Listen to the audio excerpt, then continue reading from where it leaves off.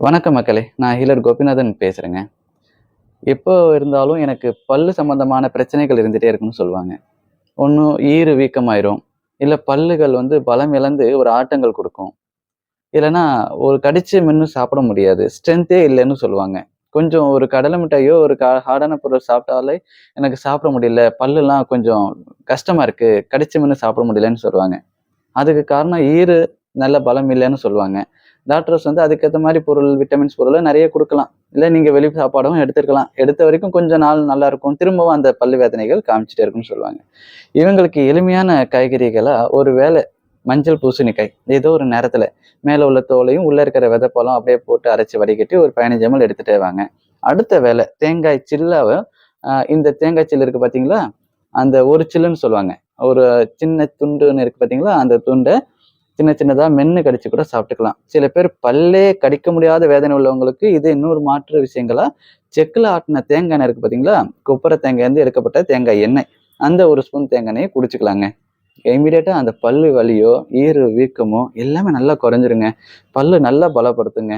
இது 2மே ஒரு பல்லு திறன்ல பல்லுல இருக்கக்கூடிய எப்பேர்ப்பட்ட வேதனையா இருந்தாலும், ஒரு உதாரணம் சொல்றேங்க.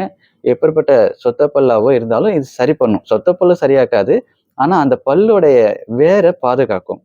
பல்லுடைய ஈறுகள பாதுகாக்கும். அவ்வளோ நல்ல மாற்றத்த குடுக்க வைக்கிறது இந்த 2 காய்கறிகள அற்புதமா மாற்றம் குடுக்கும்.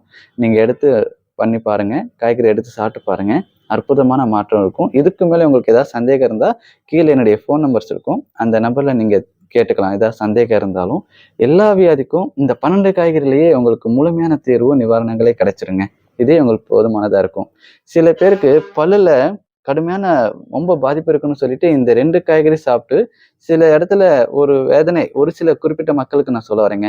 கடுமையான ப்ளீடிங் ஆயிட்டே இருக்குன்னு சொல்லுவாங்க. ரொம்ப பயப்படுவாங்க. ஏதோ பிளட்ல அது இதுன்னு சொல்லிட்டு ஒரு விஷயங்களா பயமுறுத்துவாங்க. அப்பேற்பட்டவங்களுக்கு இந்த 2 காய்கறியோட சேர்த்து நான் இந்த முப்பையும் பயன்படுத்த சொல்லியிருக்கேன். இந்த முப்புங்கிறது நான் சில வீடியோஸ்லாம் நான் பேசியிருக்கேன்.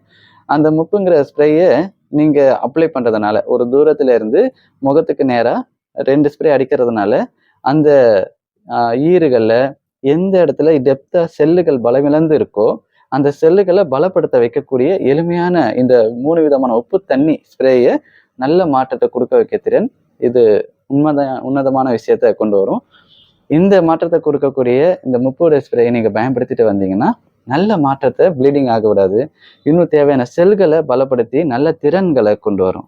இதே உங்களுக்கு போதுமானது. இது நெறைய மாற்றங்கள இதையும் நீங்க பார்க்கலாங்க. உங்களுக்கு எளிமையான விஷயத்த உங்கள்ட்ட ஒப்படைச்சிருக்கேன். நீங்க எடுத்து உடனே அப்ளை பண்ணிக்கலாம். வேற ஏதாவது சந்தேகங்கள், ஏதாவது தேவைகள் இருந்தா, நீங்க இந்த நம்பர்ல கான்டாக்ட் பண்ணுங்க. நல்ல மாற்றத்த நீங்க பார்க்கலாம். ரொம்ப நன்றிங்க. வணக்கம்.